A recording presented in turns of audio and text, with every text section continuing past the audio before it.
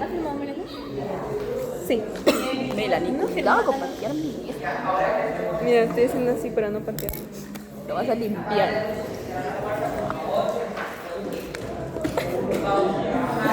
No, y grábate esto y explícame, por favor.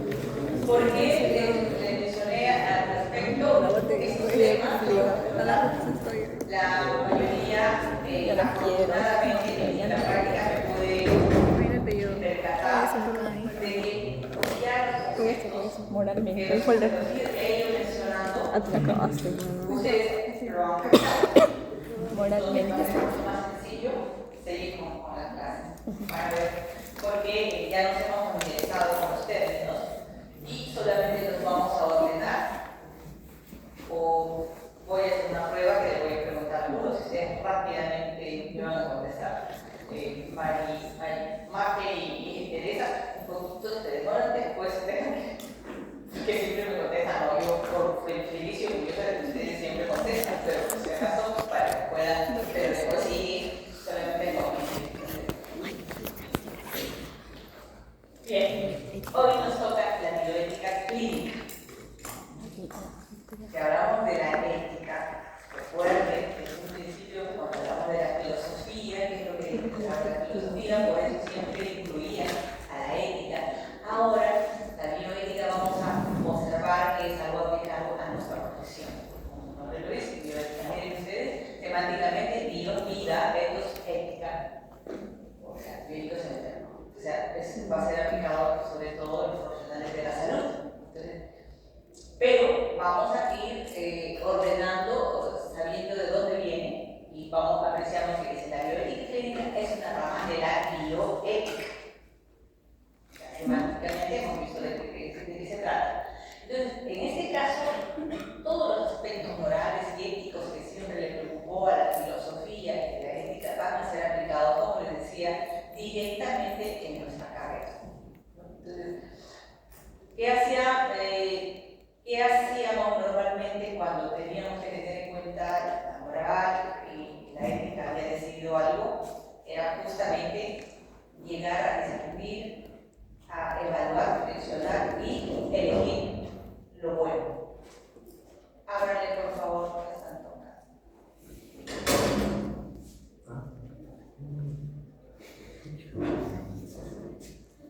Fácil.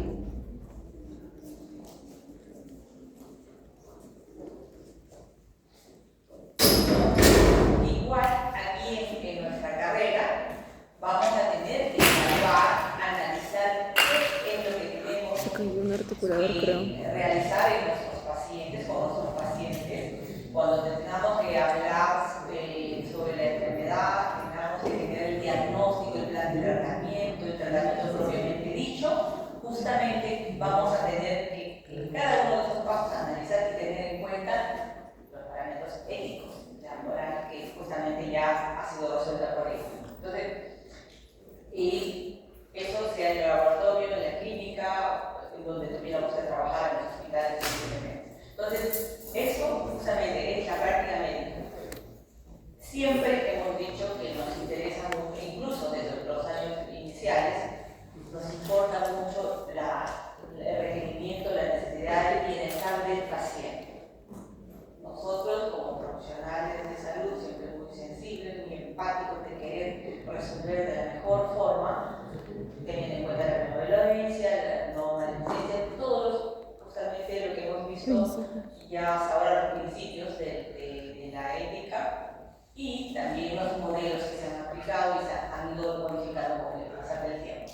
Entonces, eso es lo que espera la sociedad de nosotros también. Podemos que seamos profesionales que actuamos con ética permanentemente. Y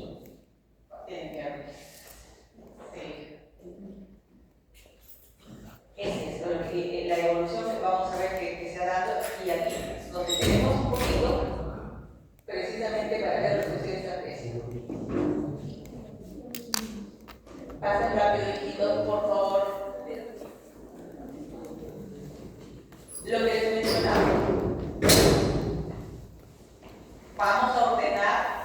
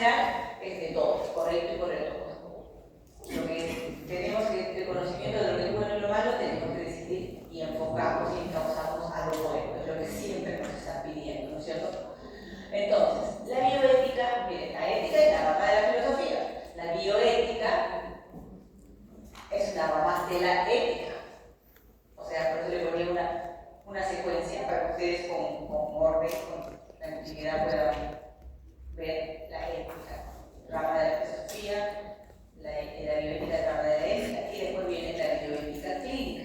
Y va a ser sencillo que ustedes lo recuerden, porque naturalmente, como la parte clínica estamos familiarizados con este término, naturalmente que todo lo que se está pidiendo siempre, los valores, los principios morales, la ética y la definida, se tengan que aplicar en el aspecto clínico, ¿no es cierto?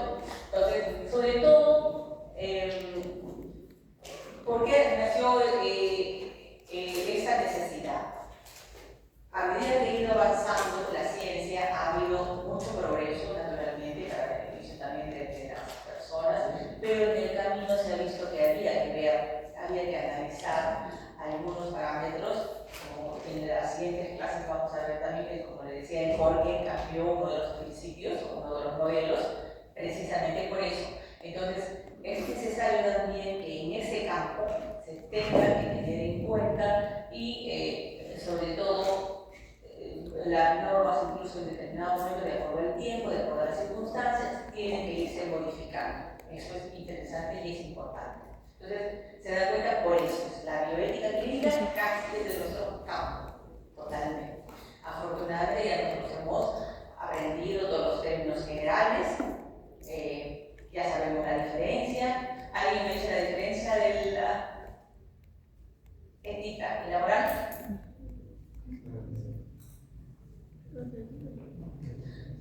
Ya le dije a Mafi, eso fue ahora. Sí, yo sé que ya saben. Por eso les decía que yo sé que en las prácticas ustedes me han dicho, a ver, quiero que me digan la diferencia entre la ética y la moral. Doctora, bueno, la moral vendría a ser ese conjunto de normas dadas por personas con autoridad y la ética vendría a ser lo que evalúa, lo que analiza esas normas. Ya. Bien, está bien, está hecho muy sintético, pero está bien. ¿Alguien más puede opinar al respecto? ¿Puede apuntar un poquito? Doctora, como bien dijo mi compañera, la moral se encarga, o ese bueno es el conjunto de las normas, incluso leyes que son establecidas de por sí por un jefe, en este caso, o autoridad, mientras que la ética llega a ser más que nada el estudio de esas normas, se basa en poder analizarlas, observarlas, estudiarlas, teniendo en cuenta lo que es bueno y lo que es malo, pero siempre apuntando a lo correcto, para que de esa manera, digamos, nos oriente a cómo vivir una mejor vida en este caso. Bien. ¿Alguien más? En la parte posterior, por favor. Está bien. Solo hay un pequeño detalle que de repente tenemos que mejorar. ¿Alguien más? Hijos queridos, también dentro de la ética queda, recuerden que hemos practicado y hemos establecido que la clase la doy, pero que siempre tiene que haber una participación, porque eso me permite ver cómo ha sido la comprensión y además también ustedes me dan ideas maravillosas como han visto en las prácticas, cómo es que después, por ejemplo, eso enriquece tanto, nutre mucho la clase de tal manera que podemos aclarar todas las dudas e incluso llegamos a tener unas conclusiones ya incluso de acuerdo a nuestro espacio, a nuestro sitio y en tiempo. Entonces, por eso mismo, con mayor razón, aquí en la teoría es magnífico que ustedes puedan participar. ¿Alguien más en la parte posterior?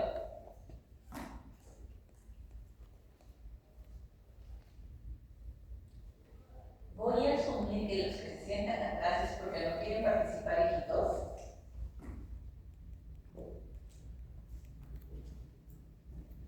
A ver, un caballero.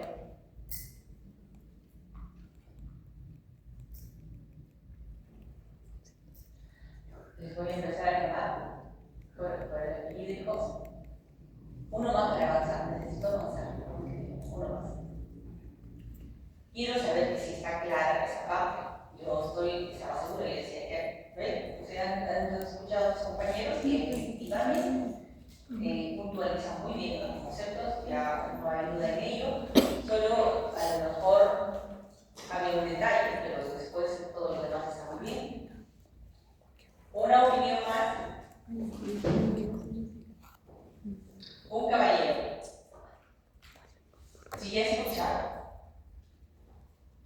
¿Sí escucharon a su compañera? A ver. Ay, tu hijo. Sí, a ti, el último, somos de la última fila de la. A ti, esta. Sí. ¿Cuál es la diferencia?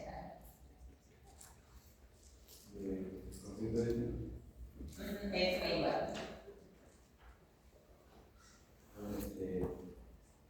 La ética nos va a ayudar a poder diferenciarse en las actitudes que están bien o mal, y esto es más que todo para tener una convivencia mucho más justa y mucho más armónica.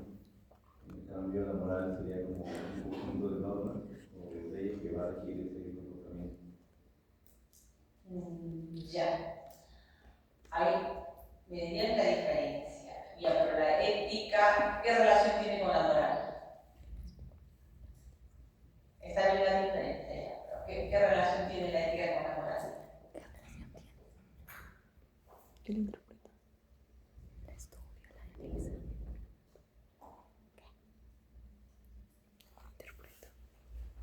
Las diferencias las han marcado, las has separado, pero dentro de ellas también hay algo que las enlaza. Por eso es que justamente te he ido haciendo. ¿No? Ya, le doy pase a Mafia Teresa. A ver qué dice, qué es lo que pasa. Doctora, bueno, como ya se mencionó, sería que primeramente la moral va a ser todo ese conjunto de normas y principios que van a ser impuestos por una autoridad o por la sociedad también en un determinado lugar y que van a ayudarnos a discernir de lo que es el bien y el mal, según estos principios que según cada sociedad. Mientras que lo que es la ética correspondería al estudio de estas normas. Esa palabra, estudio, ¿qué más? El estudio de estas normas y principios y ver cómo es que van a interferir en el comportamiento de las personas. Hay esa parte del enlace que te pedía que era eso, la diferencia, pero la ética se ocupa de estudiar, de analizar, de reflexionar, de observar esas reglas morales que dijiste que los hace, ¿no? Para después tomar una decisión de cuáles son las cosas. Exacto. Doctora es la que pone el criterio, sí. Las normas que nos brinda la moral son buenas o malas, ¿no? Es la que evalúa, la que estudia, como dice mi compañera. Ya ven, o sea, es lo que quería que lo tienen fijo. Ahora ya lo tienen claro, ¿sí? ¿Todos? Bien, ¿lo tienen claro, sí, hijos? Ya, el detalle que les trataba les decía que cuando hacen el análisis de la ética, generalmente es un conjunto, un equipo. No necesariamente es una sola persona, es un equipo experto, de filósofos o de personas que en ese momento saben, tienen conocimiento del lugar en el que van a decidir algo y ya ahí toman esa decisión. Muy bien, por eso es que justamente les decía, hijos, algunos yo sé que tienen el tema, pero por timidez a veces no lo responden, tienen que hacerlo. No esperen a que, por ejemplo, cuando le he preguntado seguramente sí le respondí un pequeño detalle que faltó, pero sí está bien. Alguien sabe. Eso, por eso les decía yo, es una clase que se tiene, que afortunadamente había percibido que ustedes ya casi lo dominaban y hemos podido escuchar que sí daban conceptos, ¿no es cierto? ¿A qué se refiere? No, ahora ya lo tienen claro, ya lo hemos dicho permanentemente, entonces por eso es que esa clase va a ser mucho más fluida, porque precisamente de ello se trata. En la otra nos vamos a detener un poquito. La reflexión sobre esas normas y reglas, es un resumen, ¿no?, de todo lo que hemos dicho. Bien. Ahora, el método de la análisis de la bioética clínica. Hay, naturalmente, como esto es aplicado a las ciencias médicas, hay un método que van a tener en cuenta.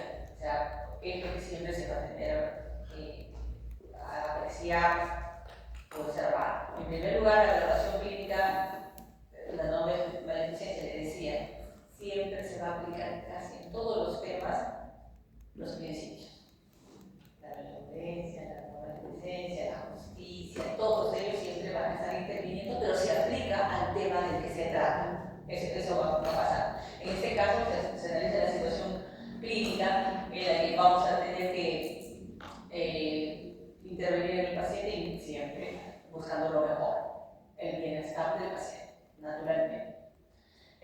Justicia y no, la no maleficencia. Y justicia y contexto, claro, vamos, en ese caso hemos aplicado a nuestra carrera, a nuestra área, es la justicia, por ejemplo, para los aspectos de los recursos sanitarios, los medicamentos, todo lo que tuviéramos que dar que sea justo para todos. ¿No? O sea, no tenemos que tener distinción de edad, de raza, la edad solamente para las cantidades, pero si no, lo tenemos que tener en apreciar que si es una persona económicamente más beneficiada que otra, si tiene una religión, si tiene una parte política diferente, no. O sea, en la parte de la salud tenemos que atender a cuerpos. Puede venir un criminal y tenemos que igual atenderlos como nosotros no vemos eso. Entonces, eso es lo que tiene que ser. Han visto en casos muy extremos como los médicos han tenido que atender a personas que vienen policía, vienen y a los otros tienen que atender. No hay distinción en esa parte, ¿no? Entonces, eso muy claro, nosotros también. Por eso es que eso es aplicado a nuestra parte clínica. Naturalmente, ¿por qué? Porque estamos teniendo en cuenta los valores, ¿no? Muchas veces hay que tomar la decisión también en la parte de, como ahora le he mencionado, que ya tenemos los métodos y este valor de la autonomía, y a veces no necesariamente están compatibles con lo que se refiere a la justicia y la justicia, porque el paciente dice una cosa, nosotros estamos preparados para otra, como les decía, cuando queremos resolverlo, porque a veces en el caso puntual nuestro, queremos que salga una pieza dentaria con una endodoncia, ¿no? Nosotros decimos miles, pero puede ser una endodoncia, después podemos ponerle higo, le podemos poner la corona, y entonces dice, no tengo tiempo. Yo quiero que me salga. Pero en espiar esa posibilidad, no, yo quiero que me salga.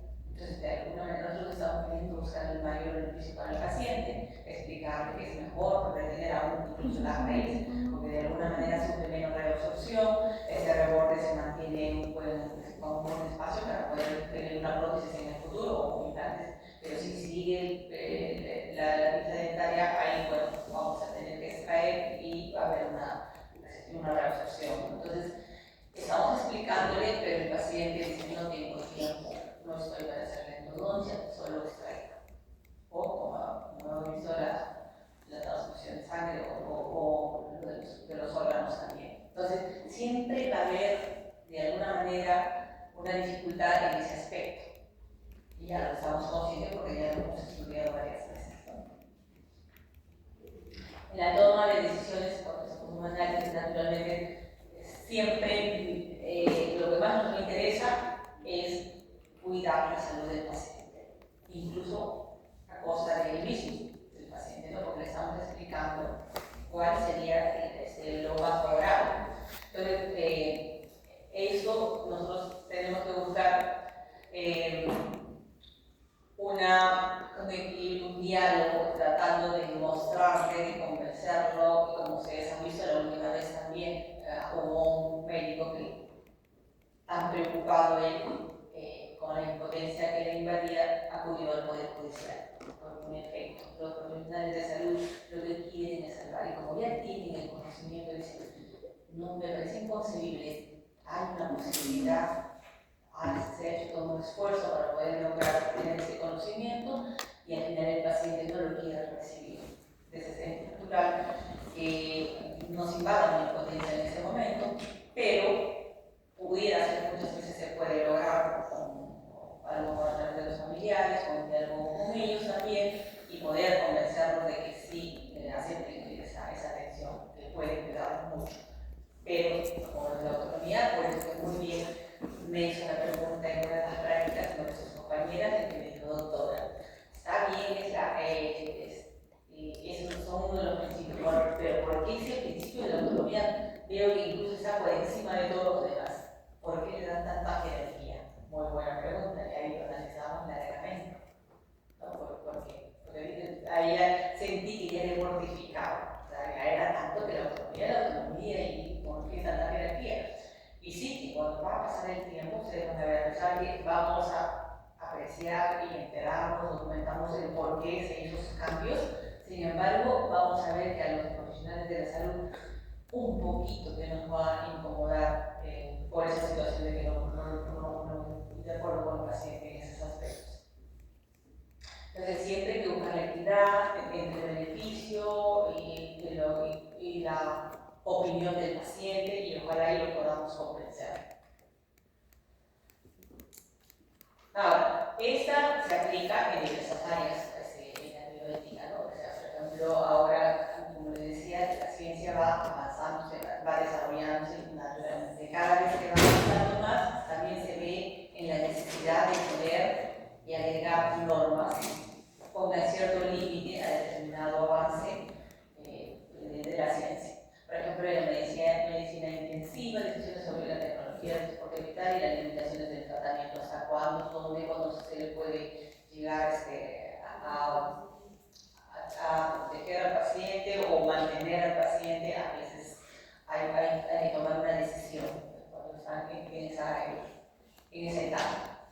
La genética y genómica, claro, en la genómica hay implicaciones de las pruebas genéticas y la medicina personalizada. ¿Por qué? Porque en la genética también se ha avanzado mucho, o sea, hay que observar y apreciar cómo es que estas pueden llegar a heredar ciertos aspectos de un padre a los hijos. Y la diferencia es que la genética lo hace en forma directa, en cambio la genómica es sí que también analiza esas posibles, pues por ejemplo, trabajar a nivel de ADN, qué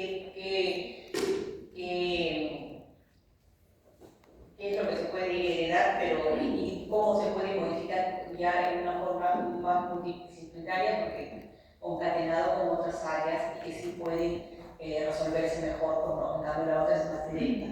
Y a ustedes ven que ahora justamente se está viendo que cómo se puede modificar, se puede prevenir, ¿no? Algunas enfermedades.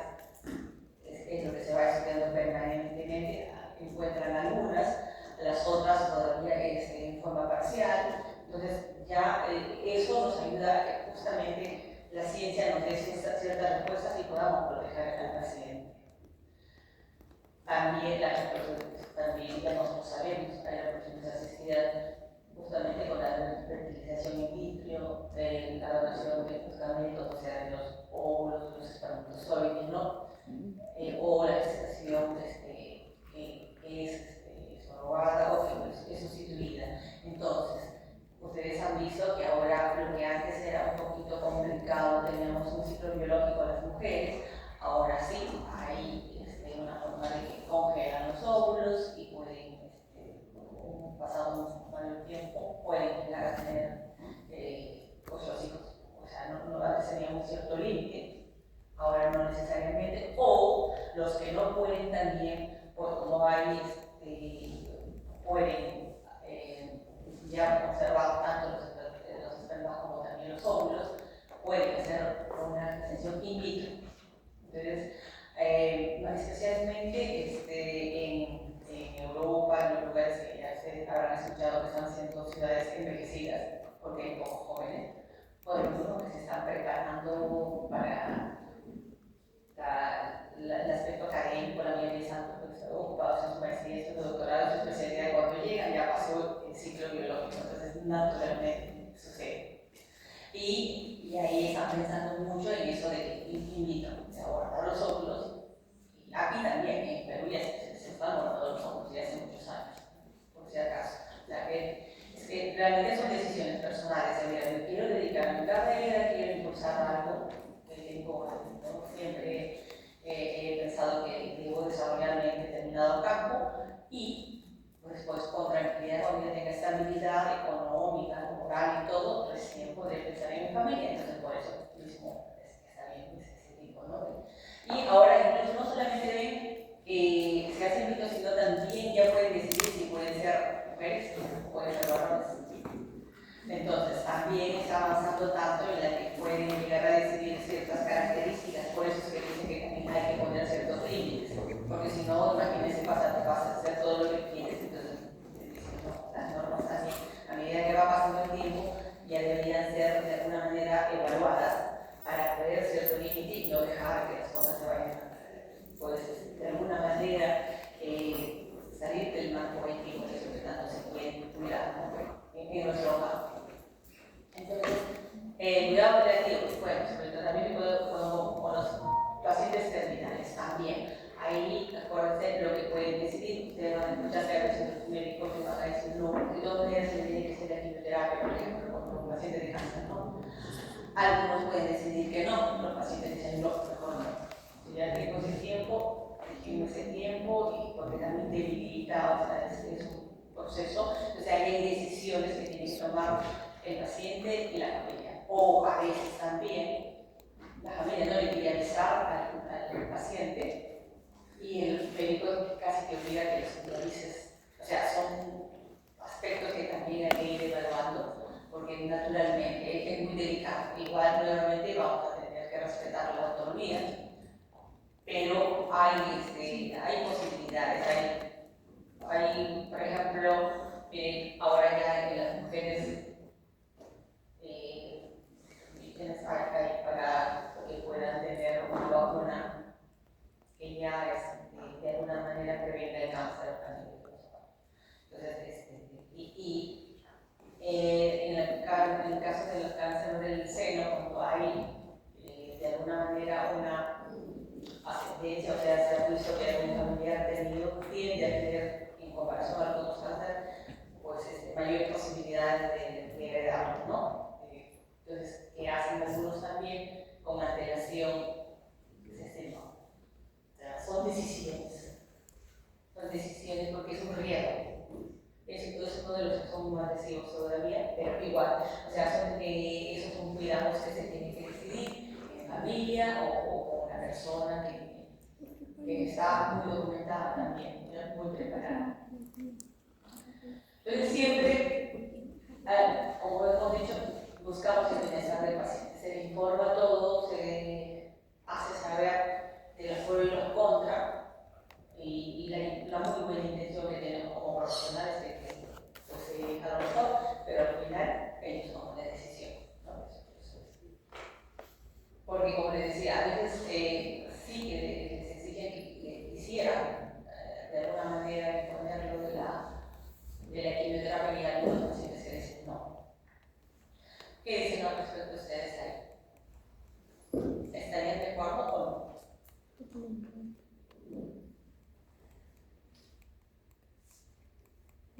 ¿Alguna opinión? Es diferente la opinión que se tiene para uno mismo como que para un familiar.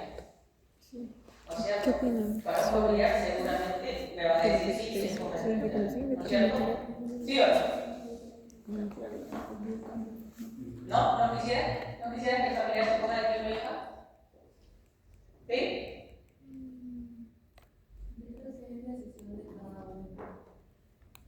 Claro, pero cuando yo les pregunto a ustedes, o sea, les pregunto a ustedes directamente, y como no responden, yo asumo que están en duda, porque para que sea más fácil la respuesta, le digo, va a ser diferente la opinión, la respuesta, de cuando uno decide, a uno tiene que ayudar a decidir al familiar. ¿No es cierto? Por ejemplo, para un familiar, ¿qué dirías tú? Si le dicen, ¿sabe qué? Ya desgraciadamente tiene, por ejemplo, metástasis, pero con la quimio podemos prolongar un poquito más el tiempo. Si está en decisión mía poder dar un consejo o brindarles un poco más de información sobre el proceso o el tratamiento, yo creo que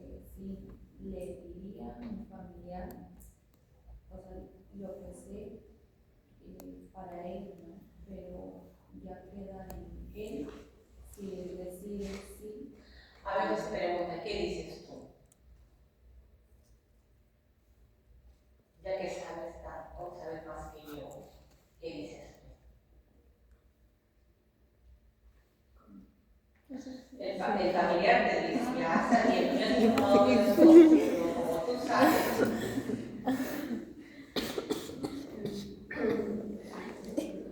¿Qué le dirías? Dependiendo pues de su enfermedad. Yo creo lo que me gusta. ¿Alguien le va a tomar Es difícil. Es una etapa, es de lo más difícil y duro. Cuando nos llega eso es realmente toda la familia. Sí. Sí, doctora, es difícil. Bueno, yo tengo una tía que tuvo cáncer, pero creo que a nadie le gustaría perder un familiar suyo, ¿no? Siempre los familiares van a buscar la manera de salvarlo, de ayudarlo, económicamente si falta, darle para poder ayudarle en sus quimios. Y en mi caso, sus familiares, su mamá, todas sus hermanas buscaban la manera de ayudarla, ¿no? Y aparte, ella también tenía una hija, tenían que mantenerla, no podían dejarla sola. Entonces, algo que también le ayudó a ella a poder superar su enfermedad, no decaer, porque a veces las quimioterapias emocionalmente debilitan a la persona, sienten que se puede ir en cualquier momento. Entonces, es cansado, pero a ella lo que le ayudó bastante fue su actitud. ¿Qué tiempo tiene ella? Ella tiene 47 años. No se superó. Ya 3 años. Sí, pero bueno, ya está superado, pero igual sigue siendo sus tratamientos para poder ver si es que aparece o no. Pero ya ha vuelto a trabajar bueno, ella es profesora. Cuando le dio eso, tuvo que dejarlo, ¿no? Para dedicarse a sus quimios. Pero ya cuando sanó, volvió y bueno, ahora está trabajando tranquila, pero siempre cuidándose bastante. Entonces, sí, bien, ese punto que dijiste que realmente cuando son madres, lo que más hace que ellos piensen sus hijos. es por sus hijos. No por ellos dicen, una vez que mis hijos están funcionando, pero antes de es justamente lo que ayuda también en un determinado momento, ¿no? Entonces, esas son las etapas en las que también tenemos que tener en cuenta, que a veces nosotros como seres humanos vamos a vernos también involucrados, desgraciadamente sí, también necesariamente, pero tendremos un poquito más de información. Entonces, en el caso de odontología, igual, a lo mejor no será tanto de la vida, pero sí que tenemos que hacerle notar al paciente, por ejemplo, cómo es el diagnóstico, pronóstico, plan de tratamiento y tratamiento. El diagnóstico, por ejemplo, aquí vemos las piezas dentales, cuando tiene una caries, que es reversible, es pequeñita, solamente está con la marcha llegando a la dentina, entonces se puede rápidamente resolver. Aquí ya desgraciadamente llegó a la pulpa, el siguiente, entonces naturalmente ahí ya tenemos que hablar de endodoncia. Cuando hay una necrosis puede hacerse también una endodoncia, pero viendo la situación y cómo está, podemos hablar entre que queremos sí hacer la endodoncia, pero el paciente puede decir, como les mencioné anteriormente, yo quiero una extracción, ¿no? Por lo mismo que he escuchado, y a veces también la endodoncia requiere mayor tiempo, entonces ellos tienden a decir de una forma diferente. Ese es en el caso de la caries y ese es en el caso de la enfermedad periodontal. Ya también más o menos saben ustedes el concepto de enfermedad periodontal. Miren ustedes, es como aquí les estoy poniendo la evolución. Donde decía arriba los detalles, aquí les estoy poniendo la evolución. Cuando el tejido está sano, comienza la inflamación gingival, luego viene, ya empieza la reabsorción. Mayor absorción ósea, vamos viendo, como clínicamente lo estamos viendo qué es lo que pasa. Precisamente, ¿por qué? Porque no se ha eliminado como debe ser y desgraciadamente esto avanza y lo que les vuelvo a insistir. Ojo, nosotros tenemos que llegar a eliminar todo el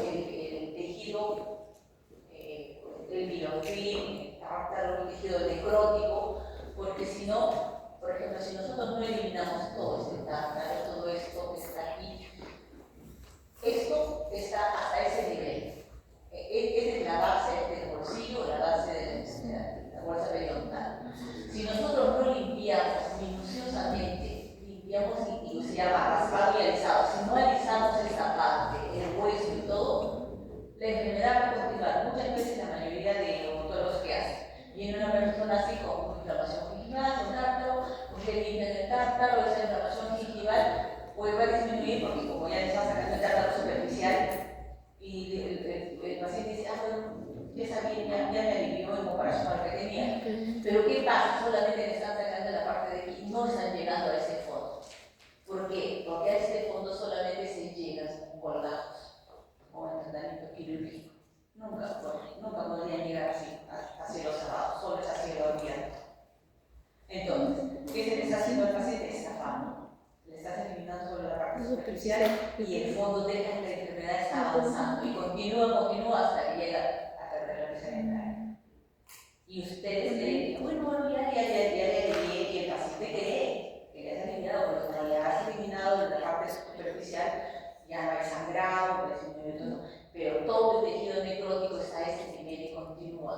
Entonces, le estamos estafando. Eso no es correcto. Por eso, hija, que nosotros creíamos que la imperiosa necesidad teníamos como facultad de enseñarles a todos, bueno, a todos los colgajos. No dejábamos, cuando teníamos periodo boxeador, nadie pasaba periodo boxeador si es que no hacía aguanto. Y todos aprendían. Y cuando ustedes lo hacen aquí, ya lo pueden hacer en su consultorio. Ahora, desgraciadamente, no se hace, a mí me apena. Se dan cuenta, siempre van a recordar cuando estén en el consultorio. Mientras hagan eso, ustedes son los que están enfermando al paciente. Entonces tienen que derivar a un especialista, aquí hay pocos especialistas para tanta cantidad. Acuérdense que la caries y la enfermedad periodontal son las de mayor prevalencia, 98% tienen ese. Entonces, no hay tanta especialista como para mover. Entonces, por eso es que habíamos tomado esa decisión. Eso, por si acaso.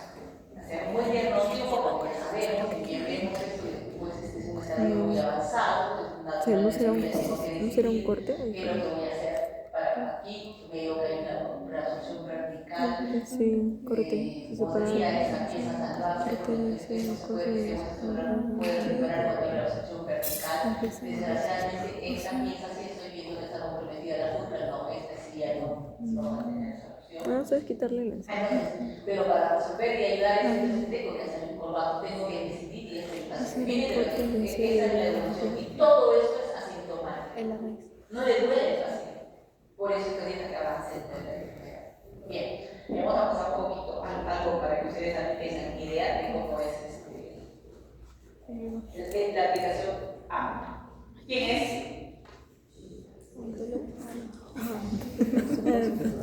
Su esposa. ¿Quién es?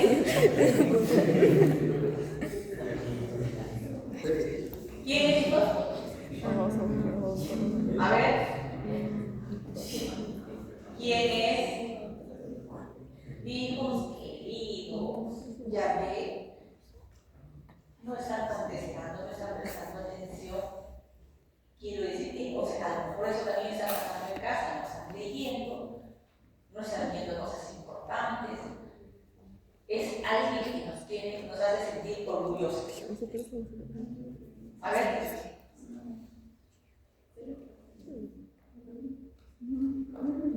Ve, son cosas positivas de las que tenemos que sentirnos orgullosos como país, como Perú, que tenemos cosas buenas. ¿Nadie? ¿Ni más me interesa? Sí, pero si hubiera ¿seguro? ¿Y quién es Mateo Flores? ¿Y cómo no lo han reconocido? ¿Cómo puede ser posible? Es que le digo, trato de traer las cosas positivas, porque eso no es como, sentirnos orgullosos de lo que tenemos que conocer también.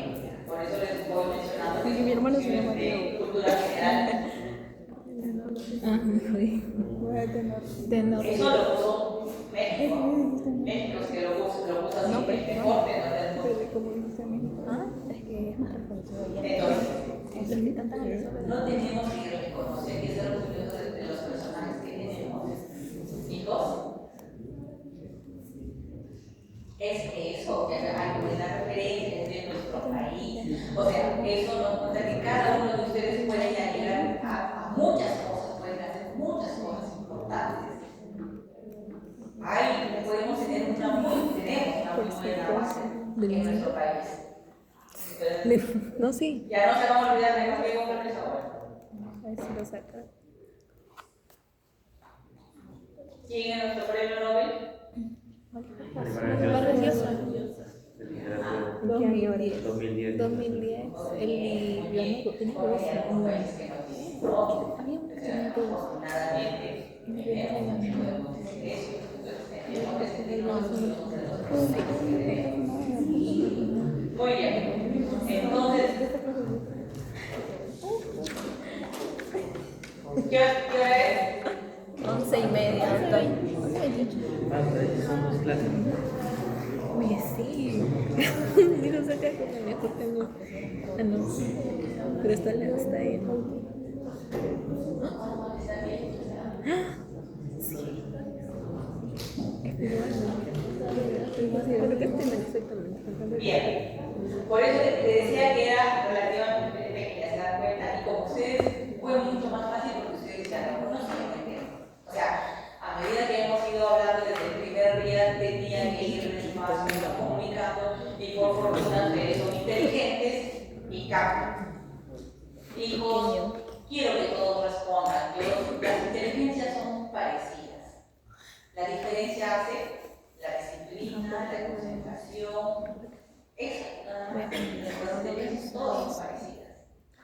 Entonces, ustedes, si ustedes prestan un poquito más de atención, leen un poco más, se levantan un poco más temprano, son más ordenados, más organizados, todo les va a salir mejor y bien. Entonces, se supone que todo lo que les he estado preguntando ya se les he comunicado con antelación. Entonces, cualquiera de ustedes me podría contestar, ¿no es cierto? Entonces, si es por timidez, tienen que dejar de hacerlo, ya les digo, yo les escucho, incluso si se equivocan, aquí están para equivocarse porque les voy a estar aquí. Entonces, no dejen de contestar. Bien. Ahora vamos a entrar a un tema que también nos interesa mucho, también está relacionado con lo que se estamos haciendo. Ya, todos mis apuntes.